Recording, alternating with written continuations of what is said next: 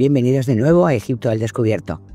Hoy vamos a ver algunos objetos y lugares que sencillamente no se sabe ni qué son ni para qué se hicieron, y además seguro que alguno de ellos no los conocéis.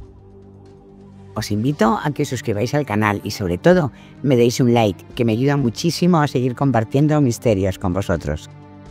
Ya sin más, vámonos a Egipto.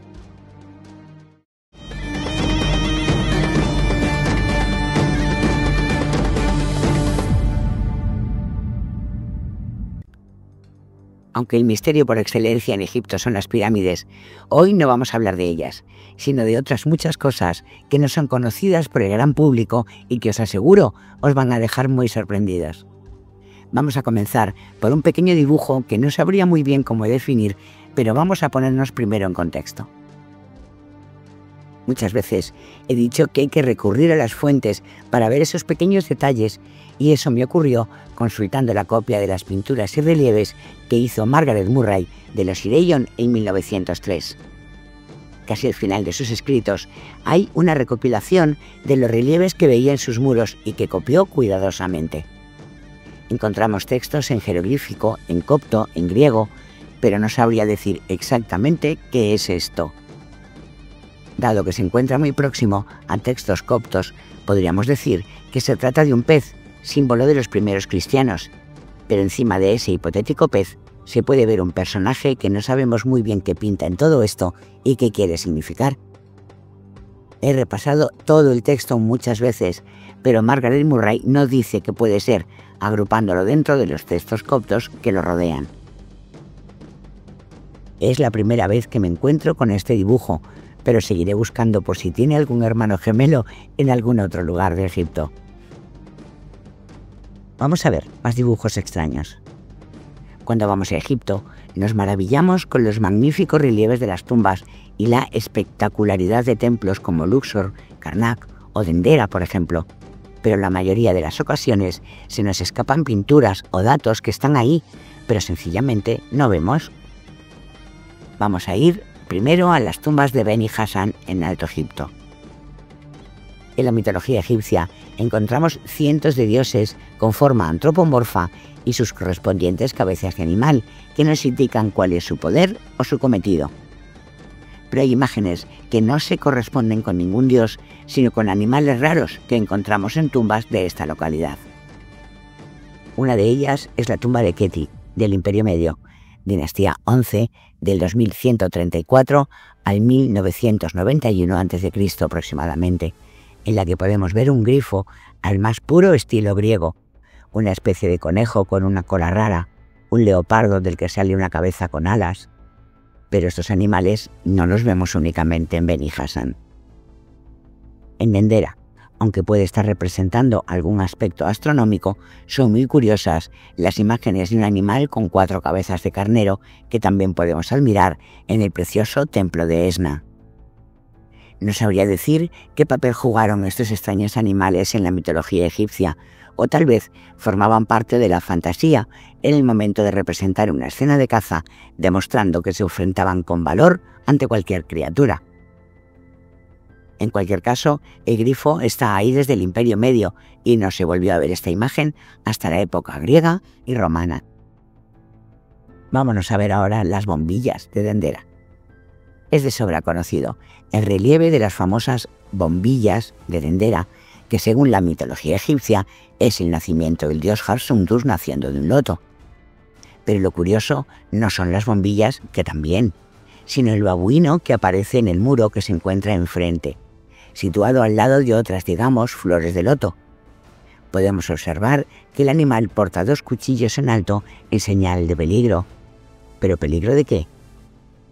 Y algo que casi nadie se da cuenta es que estos famosos relieves no aparecen solo en las criptas, sino en una de las capillas superiores del templo y con restos de un maravilloso color azul. ¿Ahí también están representando ese nacimiento? ¿No debería ser únicamente en esa capilla del nacimiento? El relieve es el mismo, idéntico, pero también aquí está el babuino con 2 cuchillos. ¿Qué significa eso? Seguimos en Dendera y vamos a ver las súper famosas escaleras derretidas. Esta es una de las preguntas más complicadas de contestar.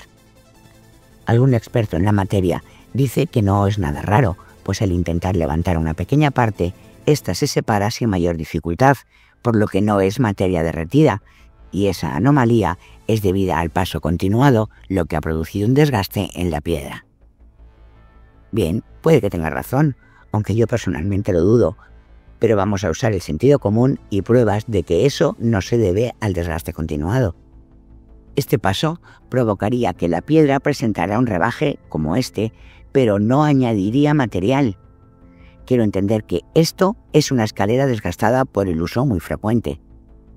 Y esto, vemos que los escalones no están rebajados. Estas son las escaleras de Dendera que no solo no están rebajadas, como he dicho, sino que hay un añadido, que digan lo que digan, parece que algo se ha vertido sobre los escalones, solidificándose posteriormente. Juzgad cada uno lo que os parece.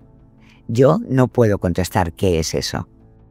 Un último detalle de Dendera, al menos en este vídeo, que aunque ya lo he mencionado en alguna ocasión, como siempre se pasa por alto. En este muro, que se encuentra tapado con piedra y al que no se ha permitido el acceso ni siquiera se ha explicado qué hay detrás, se encuentra justo antes de entrar en las criptas de las bombillas, y nadie se fija en este muro, vamos a llamar tapiado. ¿Qué hay detrás? ¿Y por qué está tapado? Vamos a dar un pequeño salto, dejando el Alto Egipto, y nos vamos a ir al bajo, a la meseta de Giza, donde nos encontramos con los misteriosos pozos. Hemos visto bastantes pozos, tanto en Giza como en Saqqara, a los que se les atribuye un uso funerario sin que se haya encontrado nada que lo corrobore. Como podéis ver, tiene una anchura considerable, así como excavados a bastante profundidad, pero en su interior no había nada de nada.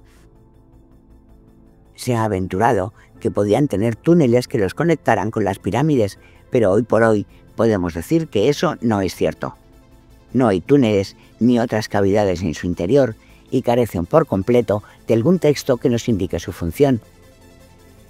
Pero no solo hay pozos o cavidades inexplicables en Giza o Saqqara.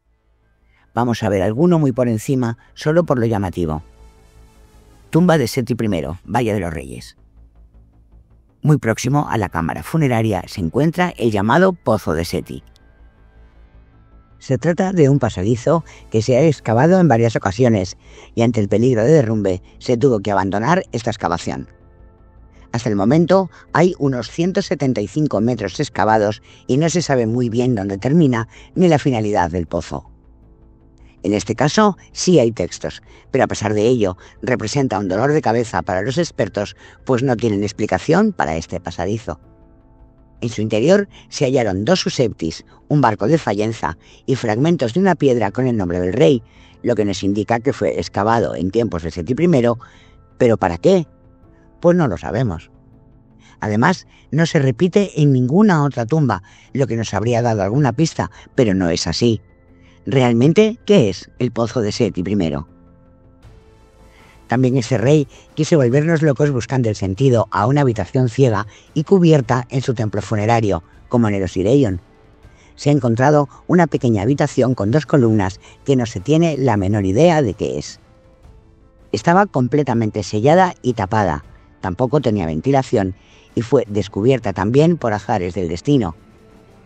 No se corresponde con nada, no se sabe qué es, y la pregunta que nos hacemos siempre y siempre nos quedamos sin respuesta es: ¿para qué hacer una habitación ciega, sin ventilación de ninguna clase, y además se tapa?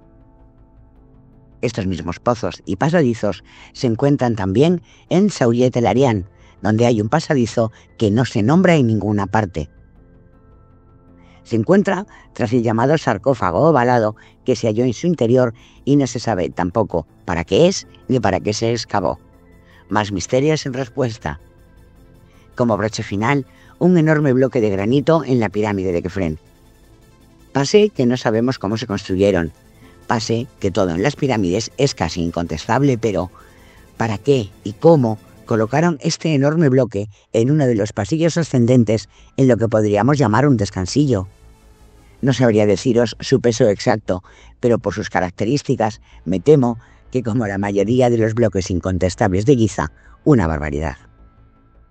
está situado en un espacio que como mucho caben 6 personas a la vez. Se necesitaría un espacio adicional para poder moverlo y colocarlo con cierta comodidad. Y además es de granito, como el que se encuentra en Giza en el Templo del Valle y en la cumbre de la Gran Pirámide. ¿Qué es? ¿Por qué se colocó allí? Y sobre todo, ¿cómo? Hasta aquí el vídeo de hoy. Espero que os haya gustado y sobre todo haya despertado un poquito vuestra curiosidad. Os invito a que suscribáis al canal y le deis a like, pues me ayuda muchísimo a seguir y voy a insistir, ¿me ayudáis a llegar a 1000? Gracias por estar en Egipto al descubierto.